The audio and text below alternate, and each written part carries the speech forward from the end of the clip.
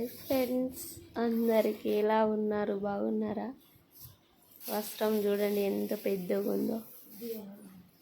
రేపు పూజ పెట్టుకుంటున్నారు చెల్లె వాళ్ళు, అందుకే వస్త్రం మేమే తయారు చేస్తున్నాం. చూడండి ఎలా ఉందో కామెంట్ చేయండి. వస్త్రం అట్లా చేయరే, ఇంకెట్లా చేస్తారు?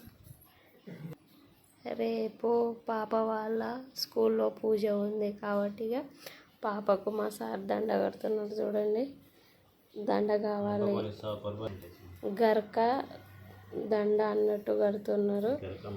గర్క మాల, ఇక్కడ ఫ్లవర్స్ వస్తుంది, వెరైటీగా కడుతున్నారు. చూడండి మా సారు ఎలా ఉందో కామెంట్ చేయండి ఫ్రెండ్స్.